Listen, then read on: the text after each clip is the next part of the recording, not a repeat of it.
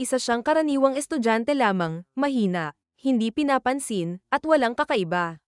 Ngunit nang siya'y ipagkanulo at itapon sa pinakamadilim na kailaliman ng isang nakamamatay na piitan, tumanggi siyang mamatay. Ngayon, tanga ng halimaw na kapangyarihan at di mabubuwag na kalooban, si Hajime Nagumo ay muling bumangon mula sa kawalan upang maging pinakamalakas sa buong mundo. Nagising si Hajime Nagumo na nakahiga sa isang madilim na labirinto, halos walang liwanag maliban sa mahinang ningning ng kristal sa malayo. Sa unay inakala niyang nananaginip pa siya, ngunit nang lumino ang kanyang ulirat, naramdaman niya ang nakakapanindig balahibong katahimikan, isang katahimikang tila tumigil ang oras, iniwan siyang nag-iisa sa isang sandaling huhubog sa kanyang kapalaran. Ang bigat ng paligid ay dumagan sa kanya, pinupuno siya ng takot at pangamba. Habang unti-unting nasanay ang kanyang mga mata sa dilim, isang maputlang anino ang lumitaw, isang maliit na kuneho, mukhang maamo at walang laban. Ngunit madalas itago ng inosenteng anyo ang panganib. Malapit na niyang matutunan iyon sa pinakamahirap na paraan. Bago pa man siya makagalaw, dalawang lobo ang sumulpot mula sa dilim, sumugod sa kuneho na tila kidlat ang bilis. Nanatiling nakatigil si Hajime, hindi makapaniwala sa nakikita. Ngunit imbes na mapunit, tumindig ang kuneho ng may di maipaliwanag na bilis, sa isang kisap mata, pinilas nito sa dalawa ang mga lobo, mabilis, tiyak, at walang awa. Napatigil si Hajime sa gulat. Isang kunhong kumakain ng lobo, ano ito? Lalong lumalim ang kanyang hilakbot nang lumingon sa kanya ang nilalang.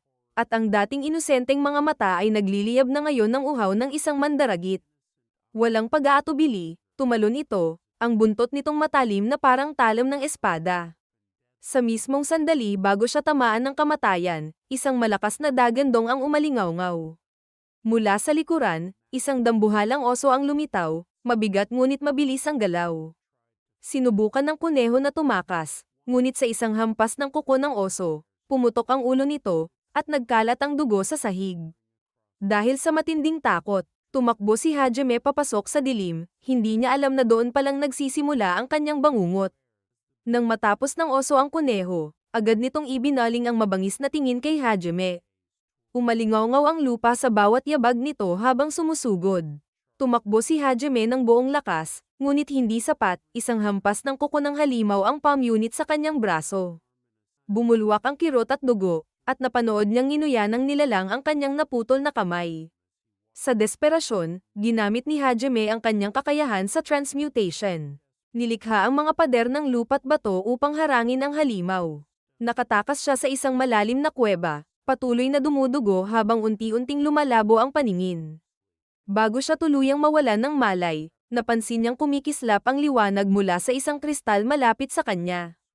Hindi ito ordinaryong hiyas, pumipintig ito ng sinaunang mana, isang enerhiyang kayang hamanin ang kamatayan mismo. Alam niyang delikado, ngunit wala siyang pagpipilian. Inabot niya ito at ininom ang likidong tumatagas mula sa kristal. Agad nagsimula ang isang hindi kapani-paniwalang pagbabago sa kanyang katawan, ang kanyang dating itim na buhok ay naging makinang na pilak, kumikislap sa liwanag.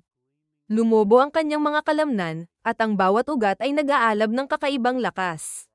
Nagbago ang kanyang buong pagkatao.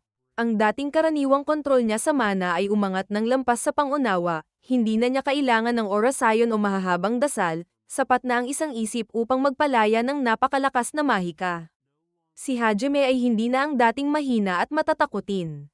Sa kanyang bagong lakas, sinimulan ni Hajime Nagumo ang walang awang landas ng paghihiganti.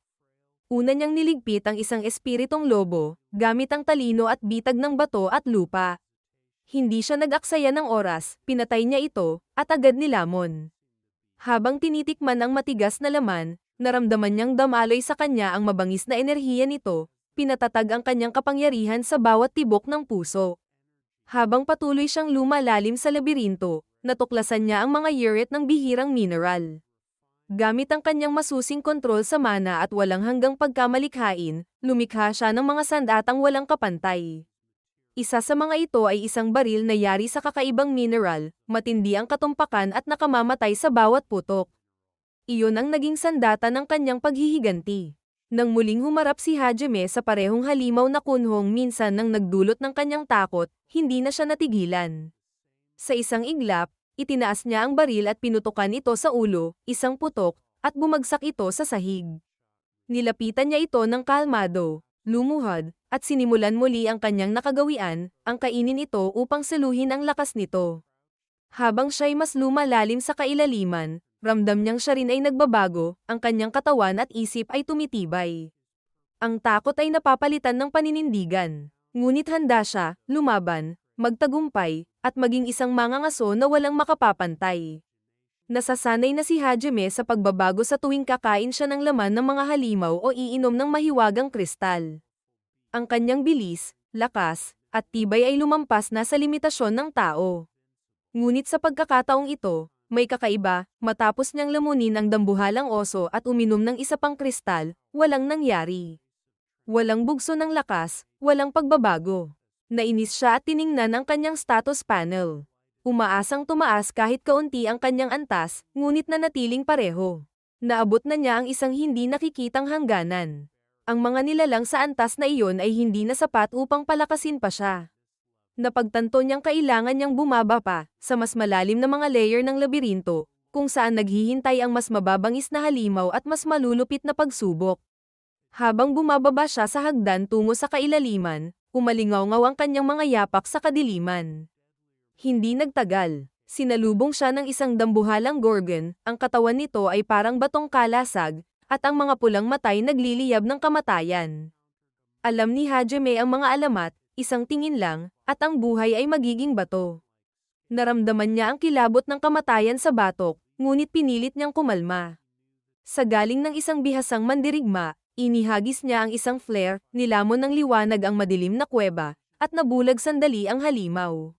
Sinamantala ni Hajime ang pagkakataon, itinutok ang baril at pinutukan ang ulo ng gorgon. Nagpatuloy siya, nangangaso ng mga halimaw upang patibayin pa ang sarili.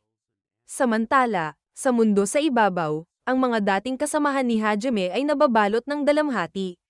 Si Kaori Shirasaki, ang dalagang may busilak na puso, ay hindi matigil sa pagluha mula nang masaksihan ang pagbagsak ni Hajime sa kailaliman. Sinubukan niyang sundan ito, ngunit pinigilan siya ng bagong pinuno ng grupo, na natakot sa panibagong trahedya, pinatulog siya upang pigilan ang kanyang padalos-dalos na kilos. Mula noon, si Kaori ay nanatiling tulog, balisa at walang kamalay-malay. Si Shizuku Yaegashi, isa pang kasama, ay hindi rin mapanatag. Patuloy siyang nagsasanay upang lumakas, ngunit sa bawat hakbang, nakikita niya ang anino ni Hajime. Buhay man o patay, hindi niya alam, ngunit hindi ito mawala sa kanyang isip. Pagbalik ni Shizuko sa kampo matapos mag-ensayo, nagising si Kaori. Malungkot ang mga mata nitong nagtanong tungkol kay Hajime. Hindi makasagot si Shizuko, yamakap na lang siya, at sabay silang umiyak sa katahimikan. Samantala, sa ilalim ng lupa, narating na ni Hajime ang ika-50 palapag ng labirinto, kung saan naghihintay ang isang dambuhalang pintuang bato. 2 higanteng estatwa ang nakabantay sa gilid. Nang lapitan niya, bigla itong gumalaw, mga tagapangalagang nilalang na may nagliliyab na pulang mata. Walang pag-aatubili, binunot ni Hajime ang kanyang baril at pinutukan ang isang putok, at bumagsak ito. Ang pangalawa ay may baluting mahika na pumipigil sa bala. Ngunit hindi siya natinag. Nagpalit siya ng bala, at sumugod ng napakabilis, binobomba ito ng walang tigil na putok hanggang sa magkaputok-putok ang baluti ng nilalang. Sa isang iglap, umatras siya, saka muling umatake mula sa likuran, isang bala sa ulo, at tuluyang bumagsak ang halimaw. Ngumiti si Hajime habang hinahati ang laman nito. Kinakain habang natutuklasan ang ilang pulang orb sa loob ng bangkay, mga susi upang buksan ang dambuhalang tarangkahan. Nang bumukas ang pinto, tumambad sa kanya ang isang silid na puno ng liwanag. Sa gitna, lumulutang ang isang gintong kubo na may nag-aalab na enerhiya. Nilapitan niya ito ng maingat, ngunit bago niya ito mahawakan, may anyong lumitaw sa loob, isang dalagang may mapang-usap na mga mata. Ikinwento nitong siya'y ipinagkanulo at ikinulong sa loob ng kubo. Tumama iyon sa puso ni Hajime. Pinaalalahanan siya ng sarili niyang kasinlaki ng sakit. Nadala ng habag, pinakawalan niya ito. Ginamit niya ang kanyang mana, pinagsama ang buong lakas, at winasak ang kubo. Nakalaya ang dalaga, ngunit sa kanyang gulat, wala itong saplot. Namula si Hajime at agad tumalikod, habang tila kalmado lang ang babae. Nang tanungin niya ang pangalan nito, tumanggi itong sabihin at hiniling na siya na ang magbigay ng bago. Matapos mag-isip, pinangalanan niya itong Yu, mula sa liwanag ng buwan. Pagkasambit niya ng pangalan, biglang may tunog na narinig sa likuran. Isang nakatagong sandata ang tumama sa kanyang braso, at siya'y napaatras. Mabilis na pamwesto si Yu sa harapan, handang lumaban. Ngunit sa pagkakataong ito, hindi na nag-iisa si Hajime, kasama na niya si Yu, handang harapin ang mga halimaw ng dilim. Sa kabila ng mga sugat, binuhat ni Hajime si Yu sa kanyang likod, tiniis ang walang tigil na pag-atake ng dambuhalang alakdan. Sa gitna ng labanan, kinagat ni Yu ang leeg ni Hajime at uminom ng kanyang dugo upang mabawi ang lakas. Sa sandaling iyon, pinakawalan ni Hajime ang kanyang kakayahan sa transmutation, pinuputol ang kuko ng halimaw at gumanti ng buhos ng bato at mga debris. Si Yu naman ay lumik ng maningning na bolang mahika at ibinagsak ito sa ulo ng nilalang, ngunit nanatili pa rin itong buhay. Hindi sila nagpatinag, pinagtuunan nila ng lakas ang isang mahina nitong bahagi, hanggang sa wakas, sa huling hampas, bumagsak ang alakdan na wala ng buhay. Pagkatapos hamupon ng alikabok, nagtanong si Yu kung bakit hindi siya tumakas. Sumagot si Hajime na naiintindihan niya ang sakit ng pagtataksil at pinili niyang lumaban sa tabi niya. Nabagbag ang puso ni Yu at ngumiti ng marahan. Habang sinisimulan ni Hajime ang paghiwa sa bangkay ng alakdan, tinanong niya si Yu tungkol sa kanyang nakaraan. Inamin ng dalaga na mahigit 300 taon na siyang nabubuhay, at dugo lamang ang nagbibigay sa kanya ng lakas upang gumamit ng mahika. Ipinaliwanag din niya na ang labirinto ay itinayo ng mga sinaunang maverick, mga sugo ng isang pinakamataas na nilalang na naghimagsik laban sa mga Diyos ngunit nabigo, kaya nagtago sa pinakalalim ng piitan. Pagpapatuloy ng kanilang paglalakbay, nagpasya si Hajime na lumikha ng bagong sandata mula sa matibay na baluti ng alakdan. Ang resulta, isang baril na higit pa sa lahat ng kanyang nagawa. Pinangalanan niya itong Slagan. Habang naglalakad, ibinahagi ni Hajime kay Yu ang kanyang mga pinagdaanang pagsubok sa loob ng labirinto, at tahimik na lumuha si Yu, hindi makapaniwala sa tindi ng paghihirap na pinagdaanan ng isang tao. Sa sandaling iyon, sinabi ni Hajime na gumo na hindi paghihiganti ang kanyang hinahangad, kundi lakas, ang lakas na kailangan upang makabalik sa kanyang mundo. Sa narinig, nalungkot si Yu sa posibilidad ng kanilang paghihiwalay, ngunit ngumiti si Hajime at iminungkahi na sumama siya sa kanya pauwi. Samantala, sa malayong palasyo, patuloy sa mahigpit na pagsasanay ang mga kaklase ni Hajime, waring nakalimutan na siya. Sa loob naman ng labirinto, si Hajime at Yu ay tinugis ng mga halimaw na hugis dinosaur, may mga bulaklak na tumutubo sa ulo at kumokontrol sa kanilang kilos. Nakatakas sila sa isang kuweba na panrin ng katulad na mga bulaklak, kung saan lumulutang sa hangin ang asol na mga binhi. Gamit ang transmutation, gumawa si Hajime ng kanlungan upang maitago sila. Ngunit biglang bumaling si Yu laban sa kanya, ang kanyang ulo ay nabalot na ng isang namumukadkad na bulaklak. Muntik nang tamaan si Hajime sa mga atake ni Yu, ngunit aksidenteng nadampian niya ang mga asol na binhi, at isang malakas na pagsabog ang sumunod. Mula sa gitna ng usok ay lumitaw ang isang dambuhalang nilalang na parang bulaklak, habang si Yu, na kontrolado pa rin, ay patuloy sa pag-atake. Sa gitna ng kaguluhan, nakiusap si Yu kay Hajime na wasakin ang nilalang kahit siya pa ang tamaan. Kalma siyang sinagot ni Hajime na hindi naman siya nito matatamaan. Sa 2 tumpak na putok, tinamaan niya ang bulaklak na kumokontrol sa kanya at tuluyang winasak ito. Matapos magpahinga at kumain, nagpatuloy sila hanggang marating ang ika-100 palapag, ang pinakamalalim na bahagi ng labirinto, na hindi pa nararating ng sino man maliban sa mismong lumikha nito. Habang sila'y naglalakad, natagpuan nila ang isang napakalaking tarangkahan, na babalot ng hiwaga. Hindi tulad ng mga nauna, madali itong nabuksan, at pumasok sila sa isang lugar na hindi pa nila kailanman nakita. Sa loob ay nakatayo ang isang marangyang bulwagan na yari sa may kintab na puting bato, mga halijeng gintong pinatungan ng masalimuot na ukit, isang palasyong nakatago sa ilalim ng lupa. Napatitig ang dalawa, humanga sa kagandahang parang paraiso. Umiling si Hajime na gumo at sinabing, kung hindi ito tahanan ng isang maverick, ang tagalikha ng labirinto, tiyak na ito'y trono ng isang hari. Tumango si Yu, naniniwalang malapit na sila sa kanilang hangarin. Ngunit biglang yumanig ang lupa habang lumitaw sa ilalim nila ang isang dambuhalang bilog na mahika, nagliliwanag at nagpapalabas ng matinding enerhiya. Kumapal ang hangin, hudyat ng paglitaw ng huling tagapangalaga ng labirinto. Nagkatinginan sina Hajime at Yo, sabay na nagpasya sa katahimikan, hindi sila susuko. Sapagkat ang kanilang buhay ay nakataya sa tagumpay. Mula sa nagliliwanag na bilog ay lumitaw ang isang dambuhalang ahas na may 5 ulo, bawat isa'y kumakatawan sa isang mapanirang elemento. Magkasama, bumuo ito ng puwersang kayang pumatay ng kahit anong nabubuhay. Walang pag-aalinlangan, pinutukan ni Hajime ang mga ulong apoy at tubig. Umuugong ang kanyang baril, habang si Yun naman ay nagpalaya ng mahikang yelo sa ulong kahoy. Ngunit walang saysay, agad gumaling ang mga sugat ng halimaw. Ang bawat ulo'y sabay umaatake at nagtatanggol, perpekto ang pagkakasabay.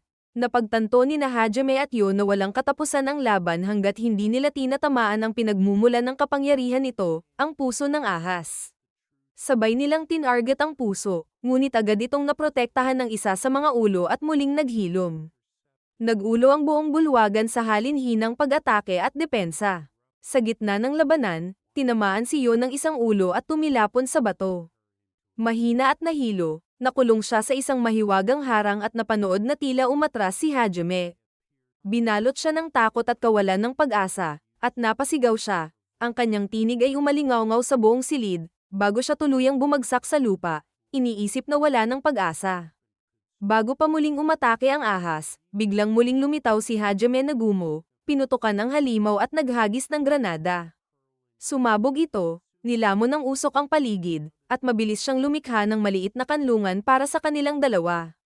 Habang hinihingal, nakaramdam si Yun ng kaluwagan at pagkalito. Sa loob ng kanlungan, umiiyak niyang inamin ang kanyang takot na baka iwan siya ni Hajime sa gitna ng kaguluhan. Hindi siya sumagot. Sa halip, marahan niyang hinalikan ang noo ni Yo, isang tahimik na panata na hindi niya ito iiwan at lalaban silang magkasama hanggang sa dulo. Napawi ang takot ni Yo at napalitan ng bagong lakas at pag-asa. Muling sumabak sa labanan ang dalawa. Nakangiti si Hajime, mahigpit na hawak ang kanyang baril habang pinakawalan ang sunod-sunod na putok. Si Yun naman ay lumik ng 5 maningning na orb ng liwanag na sabay-sabay tumama sa 5 ulo ng ahas.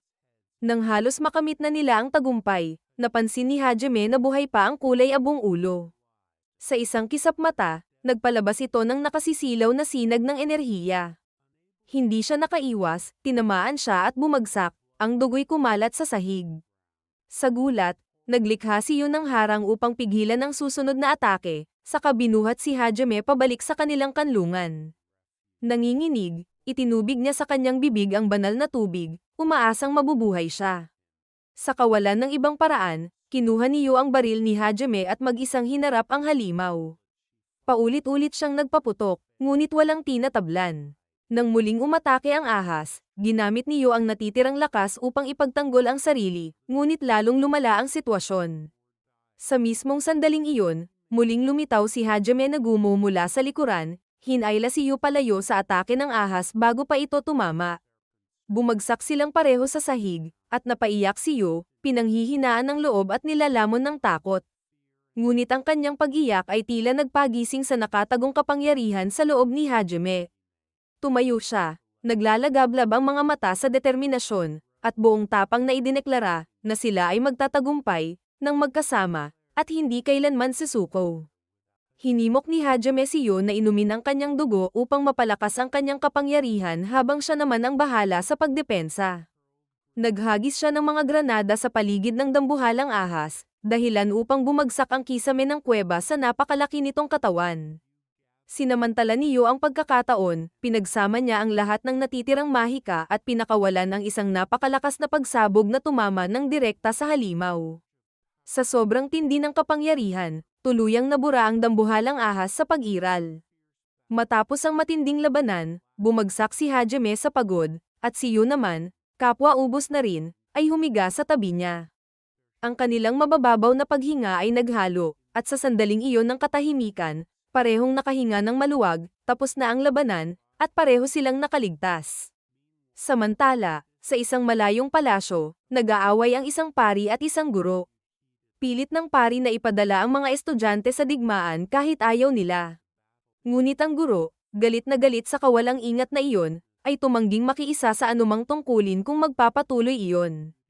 Naalala niya ang kanyang pangako na poprotektahan ang lahat, isang pangakong hindi niya natupad noong umalis si Hajime. Nakita ng pari ang kanyang determinasyon at sa huli ay napilitang sumang-ayon, nangangakong hindi pipilitin ang sino mang ayaw lumaban. Pagmulat ni Hajime, dama niya agad ang matinding sakit mula sa kanyang mga sugat, bagamat maayos itong nabendahan. Ngunit higit siyang nagulat nang mapagtantong siya ay hubad, tanging malambot na kumot lamang ang nakabalot sa kanya, at si Yo ay nasa tabi rin niya, sa parehong kalagayan. Namula siya sa kaba, agad na pinaga niya ang isang electric barrier sa Taranta, at tinawag si Yo, na tinawag pa niyang mapang-akit na uhaw sa dugo, para gisingin ito.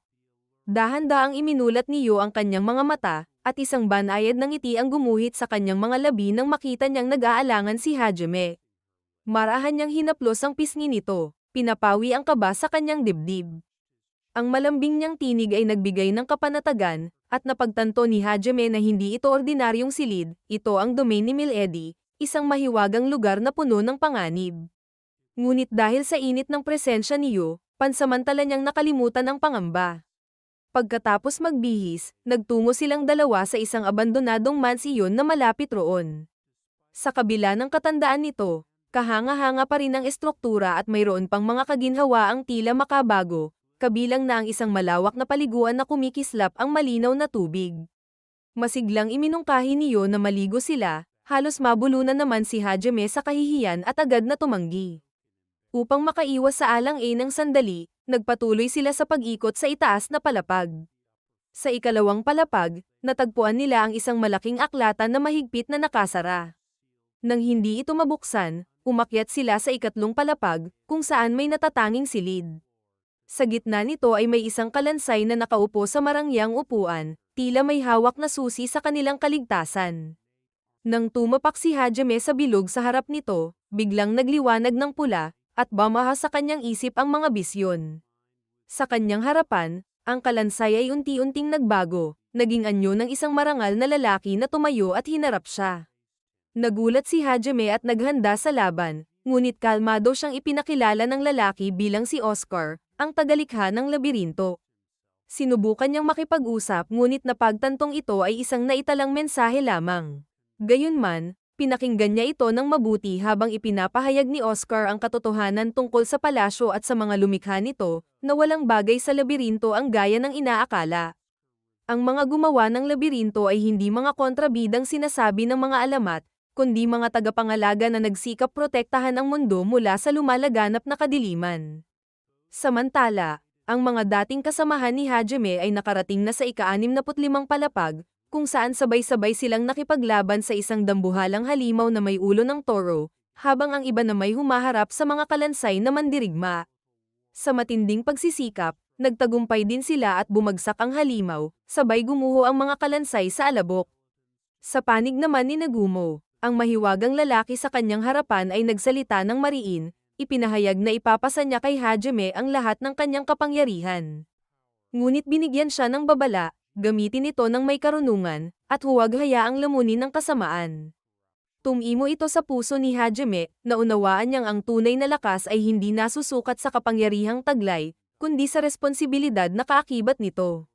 Matindi ang proseso ng paglilipat ng kapangyarihan, ipinikit ni Hajime ang mga mata habang dumadaluyong sa kanyang katawan ang enerhiya na parang bagyong umaalimpuyo. Bawat alon ng lakas ay nagiging bahagi ng kanyang pagkatao, nagtatanim ng masalimuot na kaalaman ng sinaunang mahika sa kanyang diwa. Hindi lang ito basta kapangyarihan, ito ay kaliwanagan.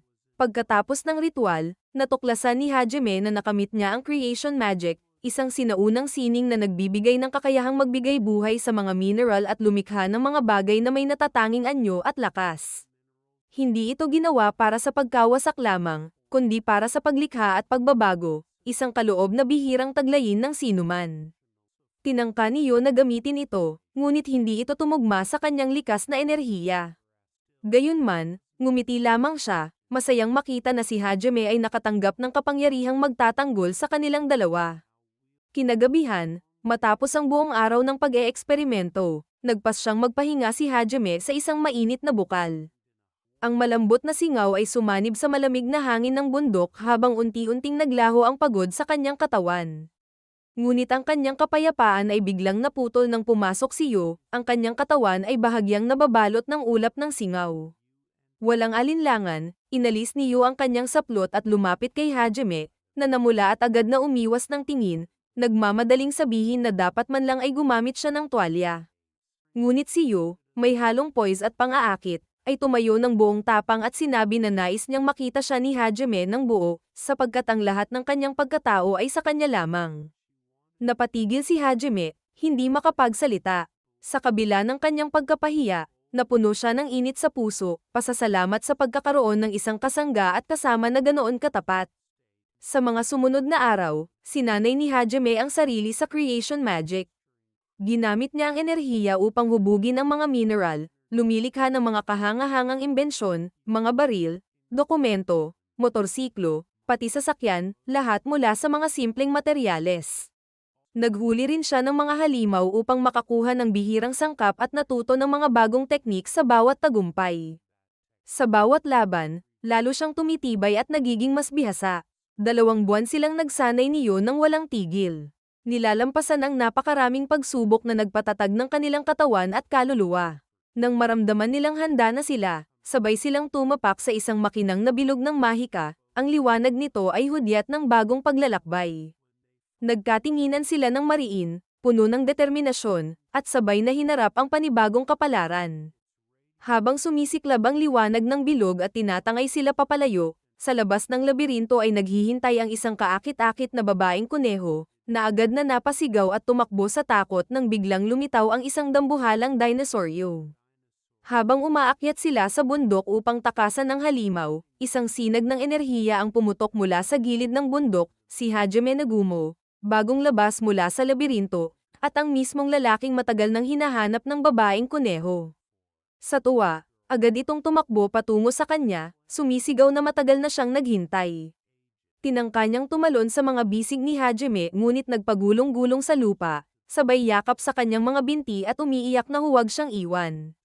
Biglang lumitaw muli ang dinosauryo. Dahilan upang siya'y mapasigaw at mag-anyaya ng pagtakbo, sinasabing napakalakas ng halimaw.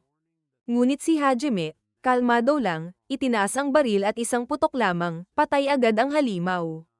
Nabigla ang babaeng kuneho sa nakitang lakas, ngunit patuloy pa rin siyang kumapit kahit itinutok na ni Hajime ang baril sa kanya bilang babala. Sa huli, napabuntong hininga si Hajime at pumayag na tulungan siya. Tuwa namang pinunasan ng babae ang kanyang luha gamit ang damit ni Hajime, na agad namang binaril siya sa ulo pagkaraan. Pagkabawi ng babae, nagbiro si Hajime na sana makatagpo ulit ng isa pang mabait at magandang babae, ngunit walang makakahalin tulad kay Yu. Agad na paikan ang babae at ipinagyabang na mas kaakit-akit ang kanyang katawan kaysa kay Yu, isang pagkakamaling nagbunsod ng puot ni Yu. Walang pag-aatubili, tinawag ni Yu ang isang malakas na buhawi at tinangay ang babaeng kuneho palayo. Maya-maya, bumalik ito at ipinaliwanag na ginamit niya ang kanyang kakayahang makakita sa hinaharap upang malaman na balang araw ay ililigtas ni Hajime at Yu ang tribo ng Howlia. Nang tangka nilang tumanggi, mabilis niyang inalok ang sarili bilang gabay. Iminungkahi ni Yu na maaaring makatulong ang isang tagapaggabay, kaya pumayag sila. Ngunit pagkapayag nila, agad namang tumalon ang babaeng kuneho kay Hajime, na naging dahilan upang galitin si Yu, na kaagad siyang pinatayong yelo. At sa gayon, nagsimula ang kanilang paglalakbay patungo sa pusod ng kagubatan, kung saan naninirahan ang tribong Howlia, mga nilalang na hugis tao ngunit may mahahabang taingang parang kuneho, na nagbibigay sa kanila ng kakaibang anyo at alindog. Mabubuti at mahinahon silang lahat. Habang isang pamilyang kuneho ang nangunguha ng pagkain, biglang umatake ang isang dragon. Ngunit bago pa ito makalapit, pinaslang na ito ni Hajime mula sa malayo. Kinuha niya ang babaeng kuneho at inihagis ito sa ere bilang pain para sa mga dragon, at nang maubos niya itong lahat, sinalo niya ang babae bago pa ito bumagsak sa lupa. Sa mga sumunod na araw, ipinagpatuloy ni Hajime at Yu ang paglilinis ng kagubatan mula sa mga halimaw. Winawasak ang bawat banta. Isang umaga, lumapit ang mga miyembro ng tribong Howlia, nagsusumamo na sanayin sila upang maging mas malakas. Habang nag-ensayo si Yu at ang babaeng kuneho, Agad itong pinabagsak ni Yu, winasak ang kanyang pag-asa. Samantala, ang mga mamamayan ng tribo ay takot pumatay kahit ng daga, dahilan upang mainis si Hajime sa kanilang kabaitan. Dinurog niya ang isang bulaklak sa harap nila at mariing sinabi, sa mundong ito, pumatay o mapapatay ka. Makalipas ang ilang araw, patuloy pa rin ang pagsasanay ni Nayo at ng babaeng kuneho, paulit-ulit siyang ginagawang yelo, ngunit minsan ay nakalmo nito ang mukha ni Yu. Ipinagyabang ng babae ang tagumpay na iyon nang dumating si Hajime, akala mo'y nanalo siya ng labanan. Sa sandaling iyon, dumating ang mga taga-tribo, ngayon ay may matinding aurang nagliliyab sa kanila, hindi malinaw kung paano, ngunit tila nagbago sila dahil sa marahas na pamamaraan ni Hajime. Habang papalapit ang araw ng kanilang paglalakbay, dinala sila sa isa pang lagusan na kahawig ng pasukan ng labyrinth. Nais ng buong tribo ng Howlian na samahan si Hajime upang protektahan siya, ngunit mariing tumanggi ito, pinayuhang manatili sila sa kagubatan at ipagpatuloy ang kanilang pagsasanay. Pagkatapos nito, ginabayan ng babaeng kuneho si Hajime at Yu patungo sa isang napakalaking sinaunang puno, matagal nang patay ngunit hindi pa naagnas. Doon, natagpuan nila ang isang lumang batong may ukit. Sa kanilang pagsusuri, nalaman nila na upang makabalik sa kanilang tahanan, kailangan nilang tawirin ang ilang mga labyrinth at tipunin ang mga natatanging batong kinakailangan upang buksan ang matrix. Kinagabihan, naalala ng babaeng kuneho ang kanyang ina, na minsang nagsabi sa kanya na makikilala niya ang mga kamanghamanghang kasama sa labas ng kagubatan at magsisimula sila ng isang dakilang paglalakbay. Naalala niya rin ang kanyang pangako kay Yu, kaya nagpa siya siyang tanungin kung maaari siyang sumama sa kanila. Kinabukasan, pumayag si Yu dahil sa pangakong iyon. At si Hajime, bagaman nag-aatubili, ay sa huli pumayag din. Tuwa-tuwang naghanda ang babaeng kuneho upang simulan ang bagong pakikipagsapalaran kasama nila. Habang naglalakad sa gilid ng bangin, hindi sinasadyang natuklasan ng babaeng kuneho, na ngayon ay pinangalan ng Shay, ang isang madilim at mamasamasang kuweba na tila puno ng hiwaga. Wala man siyang balak pumasok, nanaig ang kanyang kuryosidad, kaya pinasok niya ito, umaasang makakakita ng kayamanang magbabago sa kanyang kapalaran. Habang mas lumalalim sila sa kuweba, natagpuan nila ang isang nakatagong lagusan na tila patungo pa sa kailaliman. Nanguna si Hajime, winawasak ang mga patibong gamit ang kanyang baril upang linisin ang daan. Si Shay, ayaw magpaiwan, ay sumunod sa kabila ng panganib. Isang beses, muntik na siyang tamaan ng isang patibong, dahilan upang manginig siya sa takot. Di nagtagal, pumasok sila sa isang madilim at mahaba-habang pasilyo. Biglang gumulong ang mga dambuhalang bato patungo sa kanila. Itinutok ni Hajime ang kanyang baril upang pasabugin ito, ngunit bago pa siya makaputok, sumugod na si Shay at mabilis na pinukpok ng kanyang napakalaking maso ang mga bato, binasag ito hanggang sa magkapira-piraso. Pagkatapos noon, bumaba mula sa kisame ang dalawang matutulis na talem. Muli, ipinakita ni Shay ang kanyang lakas, tinangkang harangin ito gamit ang kanyang maso, at nabigyan si Hajime at Yu ng sapat na oras upang makatawid ng ligtas. Tumalon silang tatlo gamit ang mga lubid. Binasag ang ilang pader, ngunit paulit-ulit na nahulog si Shay sa mga patibong, minsan pa nga ay gumapang siya sa makipot na butas at may kung anong puting likido ang tumalsik sa kanyang mukha, dahilan upang siya'y magulat at magalit. Sa kabila ng gulo, nakarating din sila sa isang malawak na silid sa kailaliman ng labyrinth. Sa loob, nakahanay ang mga bakal na baluting parang mga sundalo sa magkabilang panig, binabantayan ng isang gintong trono sa gitna. Pagpasok nila, biglang gumalaw ang mga ito at nabuhay. Agad na sumabak ang tatlo sa matinding labanan, umiwas at lumaban habang sinusubukang sirain ang mahiwagang bakal. Ginamit ni Shay ang kanyang lakas upang basagin ang huling pinto, at nakapasok sila sa ibang silid. Doon, tumambad sa kanila ang isang napakalaking bantay, isang dambuhalang baluting tila siyang pinuno ng labyrinth. Nagsalita ito, ipinakilala ang sarili bilang Milady, at sinabing nalampasan nila ang labyrinth ng kanyang kapatid. Tinanong niya si Hajime kung ano ang tunay nitong layunin. Walang pag-aatubiling sumagot si Hajime na hinahanap niya ang sinaunang mahika na makapaglalakbay sa pagitan ng mga mundo. Walang emosyon, tumugon si Milady na walang ganoong mahika, at sinimulan ang labanan. Upang manalo, kailangan nilang sirain ang core ng baluting iyon, ang pinagmumulan ng kapangyarihan nito. Ngunit yari ito sa hindi masisirang bakal na kusang nag-aayos kapag nasa Syra. Habang naghahanap sila ng pagkakataon, naglabas ng napakalalaking bola ng enerhiya ang baluti, yumanig ang buong silid. Sinubukang tumakas ng halimaw, ngunit hinaranggan ito ni Hajime. Pinakawalan ni Yo ang isang sinag ng enerhiya sa likuran nito habang si Hajime naman ay umabante at nagpaputok. Nang i-freeze ni Yo ang buong katawan ng halimaw, pinakawalan ni Hajime ang isang dambuhalang spike patungo sa dibdib nito, ngunit masyadong makapal ang bakal. Habang nagmamalaki si Milady, tumalon si Shay at buong lakas na hinampas ang spike gamit ang kanyang maso, tuluyang binutas ang core at pinasabog ang baluti. Sa wakas, lumapit si Yo at hinaplos ang ulo ni Shay, pinuri siya sa kanyang kabayanihan. Bago tuluyang maglaho, iniwan ng kaluluwang nakapaloob sa baluti ang kanyang huling mensahe, naway magtagumpay si Hajime sa kanyang layunin at huwag kailanman gamitin ang sinaunang mahika para sa kasamaan. Sandaling nadama ng grupo ang panghihinayang, ngunit wala silang oras upang magmuni-muni dahil biglang gumalaw ang batong mekanismo at dinala sila sa isa pang silid. Laking gulat nila nang muling lumitaw si Milady, ang nilabanan pala nila kanina ay isa lamang sa kanyang mga pinapatakbong baluti. Hindi napigilan ni Shay ang sarili at hinampes niya ito sa ulo ng maso, dahilan upang matawa ang lahat.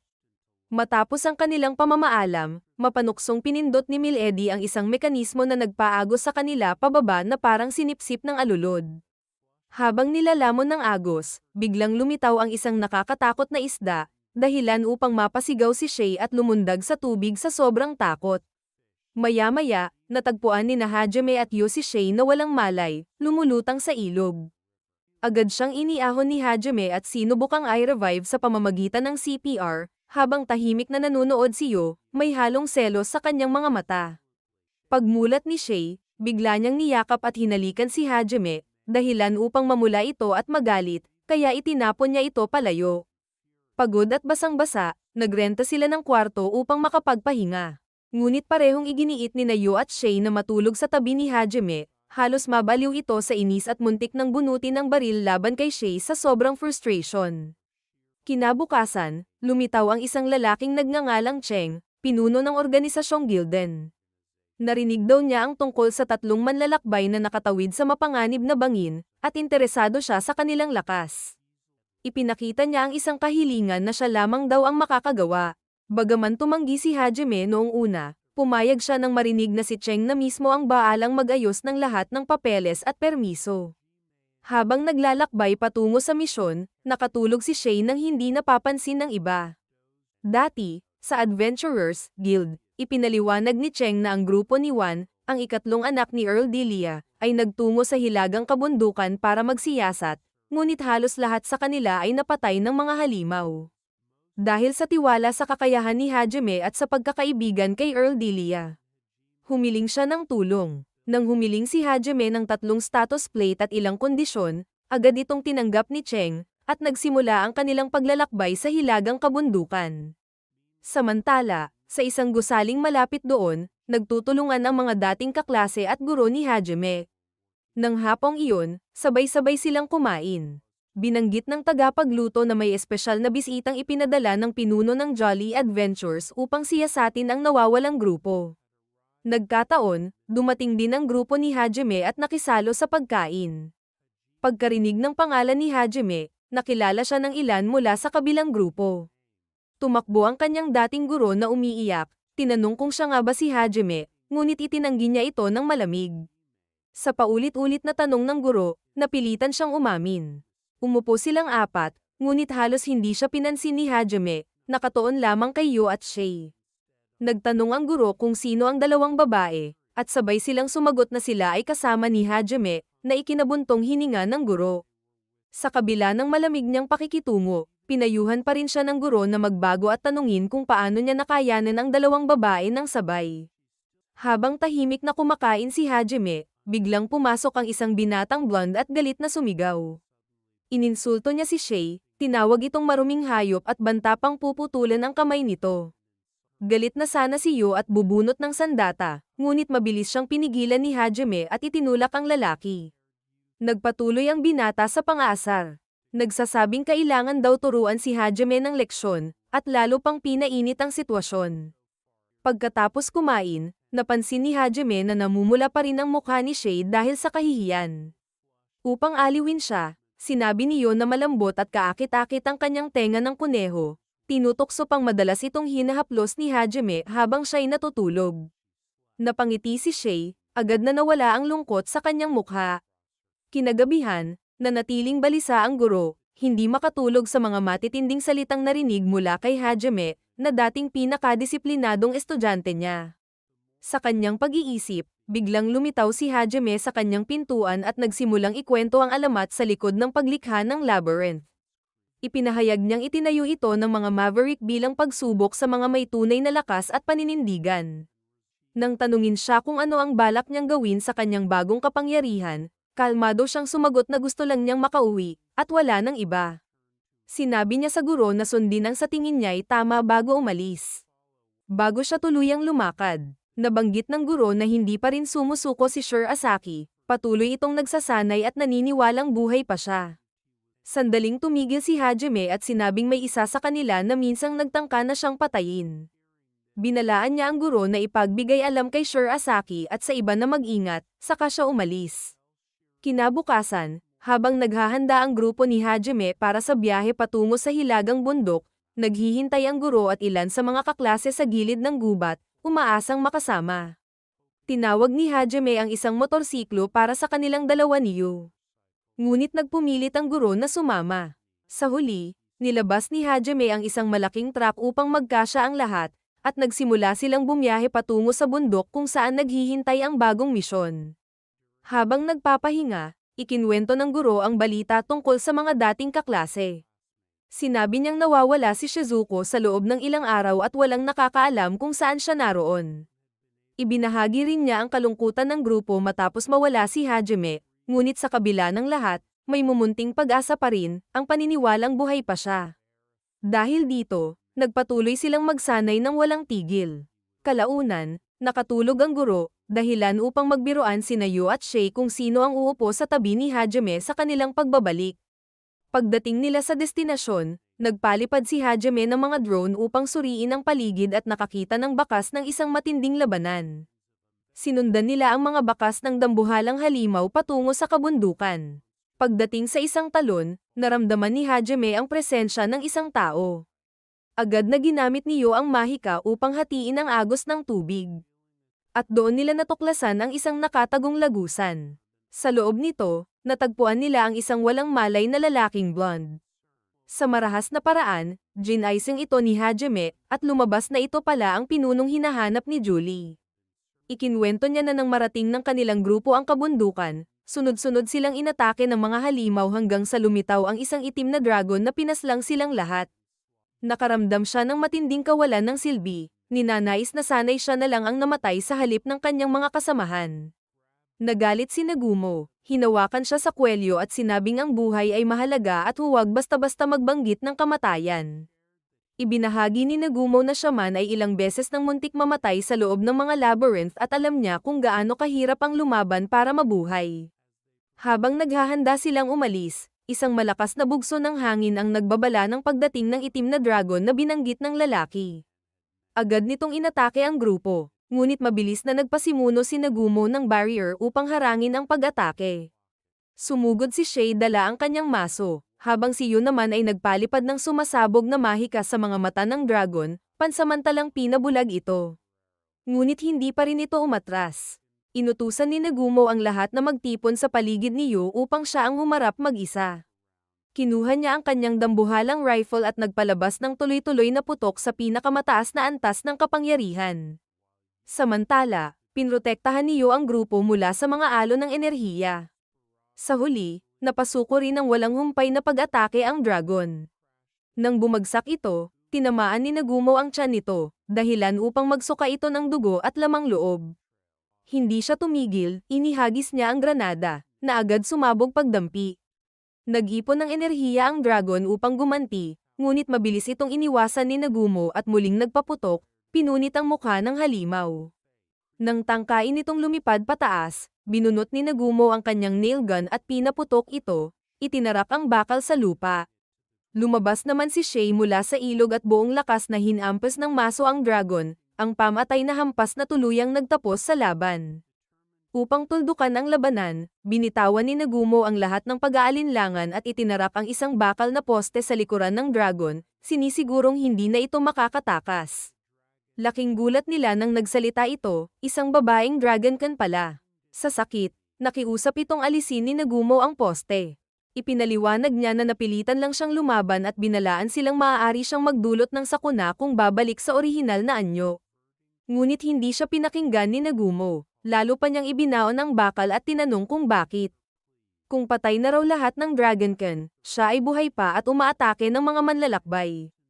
Inamin ng dragon na umalis siya sa kanilang tagungnayon upang imbestigahan ang mga kakaibang pangyayari ngunit nahuli siya ng isang lalaking may itim na balabal at ginawang alipin.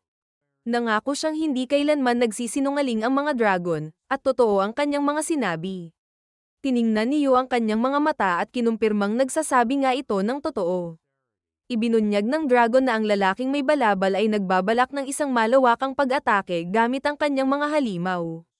Malamig na tumugon si Nagumo na wala siyang kinalaman doon at muli niyang itinaas ang kanyang sandata, ngunit pinigilan siya niyo at tinanong kung tunay nga ba niyang balak patayin ito. Tinanggap ng dragonkin ang kanyang kapalaran, humingi ng tawad, at nangakong tutulong kung patatawarin. Dahil sa pagmamakaawa niyo, sa wakas ay umatras si Nagumo at hinugot ang bakal. Sa isang masakit na sigaw, nagbago ang dragon at nagbalik sa anyo ng tao, ipinakilala ang sarili bilang Kauri, isang miyembro ng lahi ng dragon. Binalaan niya silang libo-libong halimaw ang pinamumunuan ng lalaking may balabal at kasalukuyang papunta sa pinakamalapit na nayon. Sinuri ito ni Nagumo gamit ang kanyang mga drone, at napatunayang totoo ang sinabi ni Kauri. Bagaman alam niyang mapanganib, idineklara ni Nagumo na ang tanging layunin niya ay makauwi ng ligtas, ang pagtigil sa mga halimaw ay hindi niya tungkulin. Ngunit dahil sa paulit-ulit na pagmamakaawa ng guro, bahagyang lamambat ang kanyang tono. Hindi siya ganap na walang puso gaya ng iniisip ng iba. Kung totoo iyon, hindi niya sana pinrotektahan ng iba o pinatawad ang mga minsang nagtaksil sa kanya. Gayunman, nanghina si Kauri at sinabing ubos na ang kanyang mana, kaya hindi na siya makakabanat. Nang makita ito, napabuntong hininga si Nagumo, hinawakan siya sa mga paa, at kinaladkad na parang sako ng bigas. Di nagtagal, sumalakay ang napakalaking hukbo ng mga halimaw patungo sa nayon, ang kanilang kaligtasan ay nakabitin sa alanganin. Ang lakas pa lamang ng mga yabag ng mga halimaw ay sapat na upang yumanig ang lupa kung wala ang mga tagapagtanggol. Kinabukasan, habang sumisilip ang maputlang liwanag ng araw sa mga puno, tahimik na nakatayo si Nagumo sa kanyang silid, inaalala ang mga salita ng kanyang guro noong nakaraang araw. Kalmado ang kanyang damdamin, hindi mabigat, hindi magaan. Nakapagpasya na siya. Sa harap ng banta sa nayon, wala siyang pagpipilian kundi ipagtanggol ito. Hindi siya taong nabubuhay para sa tungkulin, ngunit sa kaibuturan niya, hindi niya kayang ipagsawalang bahala ang mga inosenteng buhay na nadadamay sa digmaan. Gamit ang kanyang transformation magic, lumikha siya ng napakalakas na mga mahika. Mula sa lupa ay sumibol ang mga matitibay na pader na tila mga bantay na bato, bumabalot sa nayon na parang kuta. Namangha ang mga mamamayan, worry na kasaksi ng himala. Samantala, inorganisa ni Shay ang mga hindi mandirigma, mga bata, babae, at matatanda, at dinala sila sa ligtas na lugar, nagluto pa ng pagkain upang mapanatili ang sigla ng lahat bago sumiklab ang digmaan. Pagsapit ng gabi, habang lumalaganap ang dilim, tahimik na umupo si Nagumo at siniyasat ang kanyang mga sandata, bawat balay maingat na inihanda. Sa katahimikan, lumapit ang isang pamilyar na figura, si Shia, ang kaibigang minsan niyang iniligtas. Mahina ngunit taos-pusong nagpasalamat ito. Malamig ngunit may lalim ang sagot ni Nagumo. Huwag kang mamamatay. Para kay Shia, ang dalawang salitang iyon ay mas mainit pa kaysa sa anumang yakap. Sa kabilang dako, patuloy na masigla si Kauri, nagbibiro na para bang walang nalalapit na panganib. Ngunit sa ilalim ng kanyang ngiti, handa na ang buong nayon, alerto, tensyonado, at naghahanda para sa digmaan laban sa hukbo ng mga halimaw. Unang kumilos si Nagumo, sa isang malinaw at tumpak na putok, winasak niya ang isang buot nagsisigawang pulutong ng mga halimaw na tulad ng dragon. Sumunod si Yo, lumilikha ng isang dambuhalang bola ng enerhiya, parang maliit na araw, na bumagsak sa kalaban at agad na nagpasabog ng daan-daan. Lumaban si Shay ng may kagandahan at lakas, iwinasiwas ang kanyang maso na parang kulog. Kahit na hindi matatag, pinakawalan ni Kaori ang naglalagablab na apoy, sinusunog ang mga alon ng kalaban bago siya tuluyang mapagod at bumagsak. May sapat pang mana si Yu para sa dalawa pang malalakas na mahika, ngunit hindi na siya pinaghintay ni Nagumo. Sabay silang sumugod, walang alinlangan, pinutol ang natitirang mga halimaw. Pumutok ang mga baril ni Nagumo na parang kulog, bawat balay nag-iiwan ng kamatayan sa landas nito. Kasabay niya si Shay, hinahampas ang mga kalaban sa tamang ritmo. Sa gitna ng kaguluhan, umatake mula sa likuran ang isang dambuhalang asong lobo. Isang iglap ng panganib, ngunit napagtanto ni Shay na isang malaking husky lang pala ito. Ngumiti siya at hinampes ng isang mabilis na palo ng maso, mas mabilis pa kaysa sa mahika. Di nagtagal, humarap sila sa pinuno ng hukbo, isang nilalang na nakabalot sa itim. Sa malamig na katumpakan, binaril ni Nagumo ang halimaw na sinasakyan nito, parehong bumagsak sa lupa. Nang alisin ng balabal, lumitaw na ito ay isa sa mga estudyante ng kanilang guro, na nakipagkasundo sa mga demonyo kapalit ng pangakong magiging bayani sa pagpatay sa kanya. Ang pagdating ni Nagumo ay gumulo sa kanyang plano. Sa halip na pagalitan, nakiusap ang guro na bumalik ito sa tamang landas. Sa takot, dinakma ng estudyante ang guro at tinutukan ng karayom na may lason. Aaksyon sana si Nagumo, ngunit nauna si Yo, napilitan siyang magpaputok, tinamaan ang dibdib ng lalaki at bahagyang dumapli sa baywang ng guro.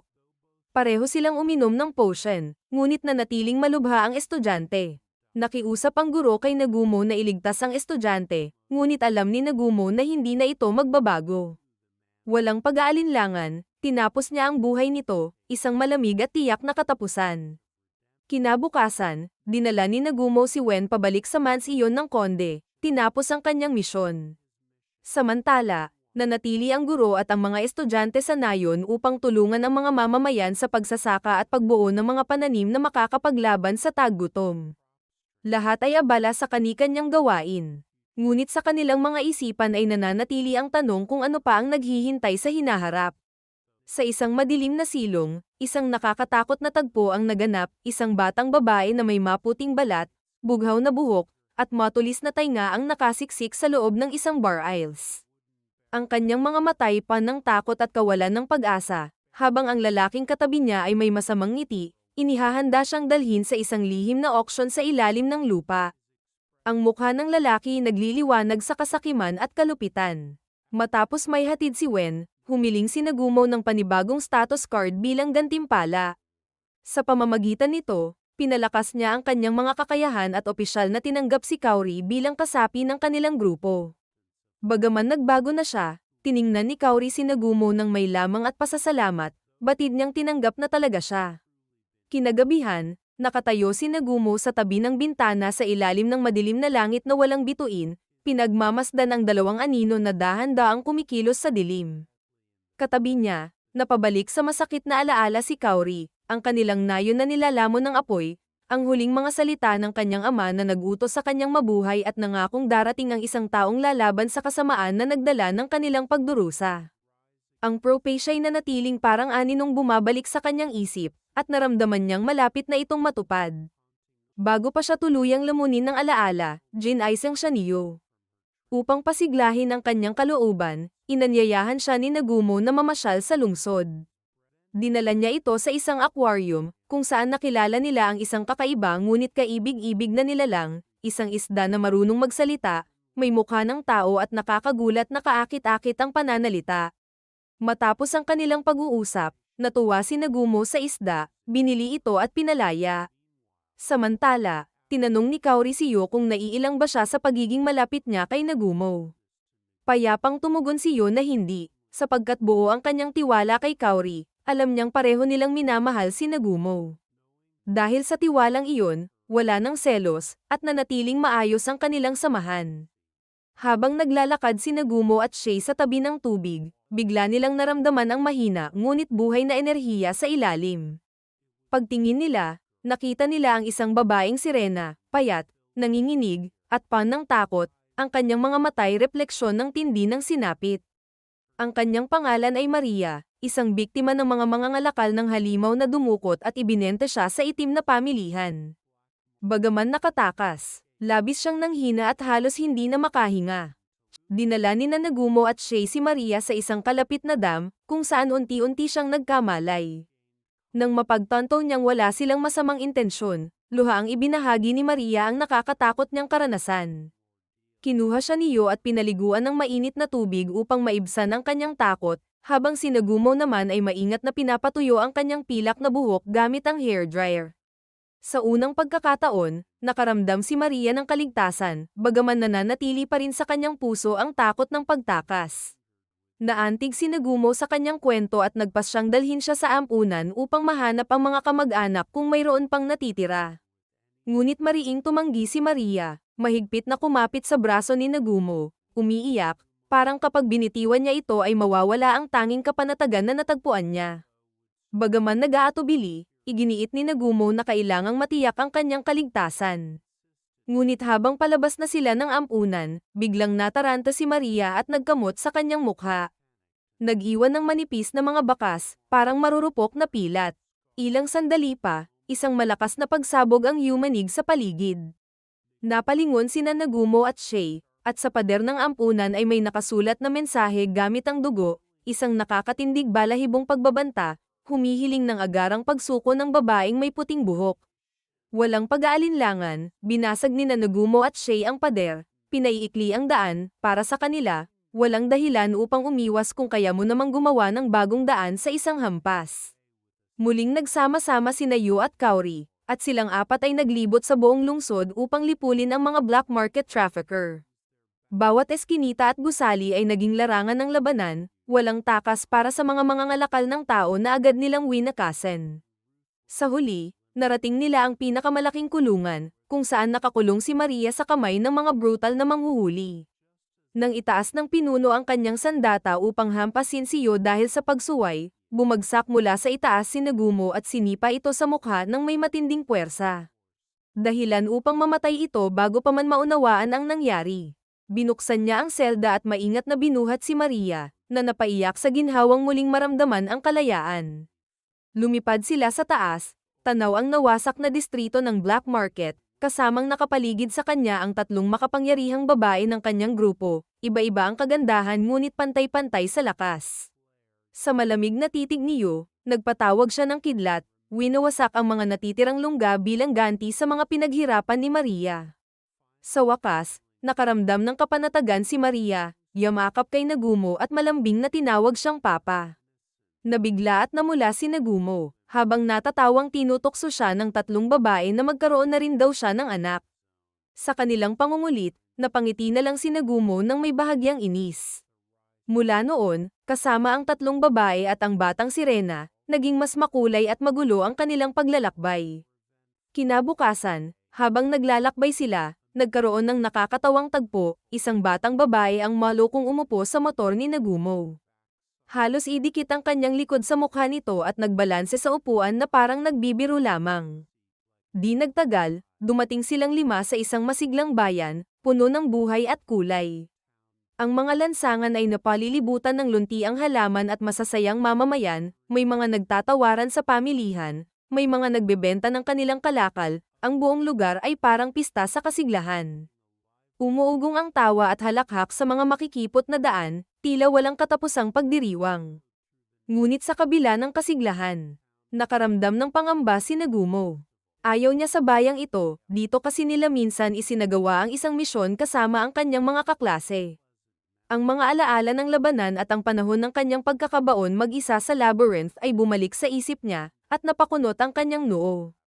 Tunay ngang ang mga lumang lugar ay nagbabalik ng lumang sakit, at hindi lahat ay nais muling danasin iyon. Nagpatuloy sila sa daan, dala ang liham ni Chief Guilin para kay Ginoong Cyclops. Tahimik ang biyahe, kapwa walang ipinapakitang emosyon. Ngunit biglang, may lalaking magulong ang buhok na tumakbo papunta sa kanila, hingal na hingal, at lumuhad sa harap ni Nagumo, nagmamakaawa ng tulong para sa mga taong naipit sa loob ng labyrinth. Ang panginginig ng kanyang boses ay malinaw na tanda ng takot. Bagaman kadalasan ay iniiwasan ni Nagumo ang mga suliranin ng iba, may bahagyang damdamin siyang naramdaman nang marinig na ang kanyang dating mga kasamahan ay nasa panganib. Samantala, bumalik tayo sa antas 70 ng labyrinth, kung saan sina Shizuko at ang kanyang grupo ay nakarating na matapos malampasan ang napakaraming panganib.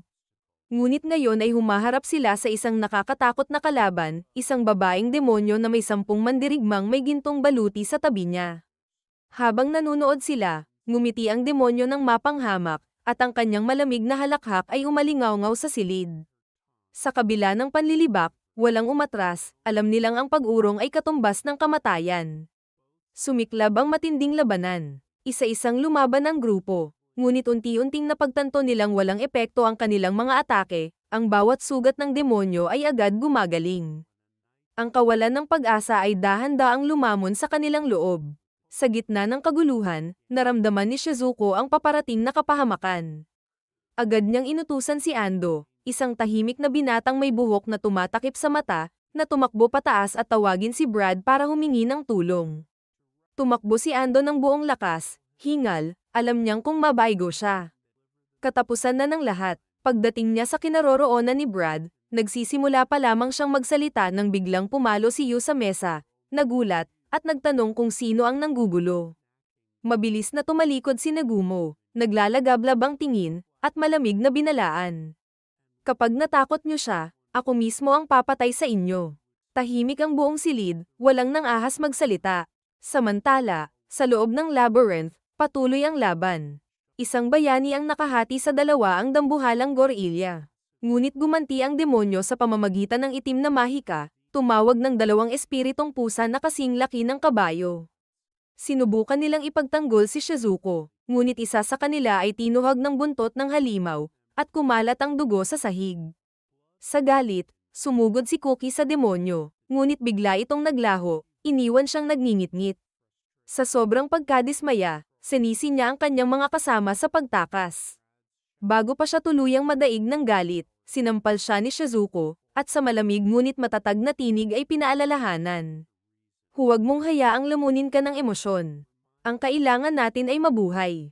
Habang nagpapatuloy ang labanan, nakarating si Ando sa antas 70, kung saan nakabantay si Brad, ngunit huli na. Lumabas ang halimaw sa teleportation gate at pinatay si Brad sa kanyang harapan. Sa matinding pighati at galit, sumabog ang lakas ni Cookie, pinatay ang halimaw at ang mga espiritong pusa. Nilusob niya ang babaeng demonyo at itinarak ang kanyang espada sa dibdib nito, ngunit bago niya ito tuluyang tapusin. Bigla siyang nanginig, natigilan, natakot sa katotohanang pumatay siya ng tao. Sinamantala ito ng demonyo, nagpatawag ng dambuhalang halimaw na may ulo ng kabayo, at sa isang hampas ay tinapon si Cookie pataas. Samantala, si Ando ay lumuhad sa harap ni Nagumo, halos mawalan ng pag-asa, at nakiusap para sa tulong. Sa kailaliman ng labyrinth, nakipaglaban si Shizuko sa halimaw ng mag-isa. Bagaman kilala siya sa eksaktong galaw ng espada, walang bisa ang kanyang mga atake. Ang bawat hampas ay tinatapatan ng mabigat na buntot ng halimaw. Tila bakal na latigo. Unti-unti siyang napagod at nanghina. Sa taas, muli na namang tumawa ang demonyo, nagbigay ng itim na orasayon, at sa isang iglap ay may 2 pang halimaw na kabayo na lumitaw.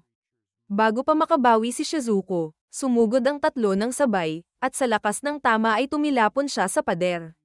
Napasigaw sa sakit, at sumirit ang dugo mula sa kanyang bibig. Habang lumalabo na ang kanyang paningin, narinig niya ang isang matinis na tunog, isang bala na dumaan sa hangin.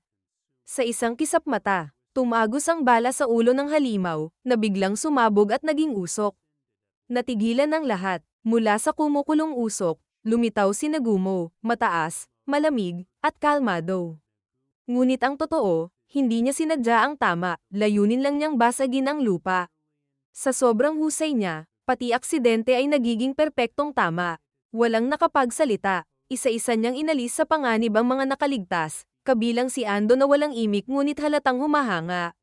Sa paningin ng mga nakulong, tila isang Diyos na bumaba mula sa langit si Nagumo. Habang nagdiriwang si Ando, tumangging sumuko ang babaeng demonyo at naglabas ng mga mababangis na halimaw. Ngunit nanatiling kalmado si Nagumo, bawat putok ng baril ay eksaktong tama sa ulo ng kalaban. Kahit isang dambuhalang pagong na may hindi nababasag na baluti ay walang nagawa, binalik ni Nagumo ang enerhiya ng pag-atake gamit ang kanyang kalasag, at tinamaan mismo ang demonyo. Pagkatapos, tinarget niya ang ibon na ginagamit ng demonyo bilang panlunas, pinatay ito sa isang bala. Maging ang pagong ay gumuho sa kanyang walang humpay na putok. Lahat ng nakasaksi ay nanginig sa takot at paghanga. Habang ipinagyayabang ni Ando na siya ang nagdala ng tulong, ang pulang buhok na kabataang minsang nagtangkang patayin si Nagumo ay nabalot ng takot at galit, sinisi si Ando bilang traidor. Ngunit malamig na nagsalita si Yu. Kapag sinaktan mo pa si Nagumo, sisiguraduhin kong pagsisisihan mo. Pagkatapos ng babala ni Yu, sumugod muli ang mga halimaw, ngunit sa isang madilim na orb. Winasak niya silang lahat, nakisali si Kaori at Shizuko, pinatay ang natitirang mga halimaw. Sa desperasyon, ginamit ng babaeng demonyo ang pinakamalakas niyang mahika, ngunit walang epekto ito kay Nagumo. Mula sa likuran, narinig niya ang sigaw. Papa, si MYU, na nag-alala. Nagulat si Kaori. May anak si Nagumo. Bulalas niya. Tahimik lang si Nagumo, lumapit at binaril ang hita ng demonyo, malamig na nagtanong. Ano ang ginagawa mo rito? Batay sa mga halimaw at mahika, naunawaan ni Nagumo na hinahanap ng demonyo ang mga lihim ng labyrinth. Ngumiti ito ng mapanlaban at binalaan siya na darating ang kanyang kasintahan upang maghayganti. Nakikiusap si Cookie na huwag na siyang patayin, ngunit malamig ang sagot ni Nagumo. Ito ang batas ng buhay, pumatay o mamatay. At sa isang bala, tinapos niya ang lahat. Pagkatapos, tinanong niya si Shizuko kung may iligtas pa si Brad, at sa kabutihang palad, naisalba siya sa tamang oras. Nang matapos ang laban, hinaplos ni Nagumo ang ulo ni Yu, pinuri ito. Naluha si Kaori at niyakap siya. Habang si Yu ay nakatingin mula sa likuran, tahimik ngunit nagbabadyang bagyo. Paglabas nila ng labyrinth, nilinis nila ang mga natitirang halimaw. Sa labas, naghihintay ang grupo ni Jun, handa sanang tumulong, ngunit tapos na ang laban.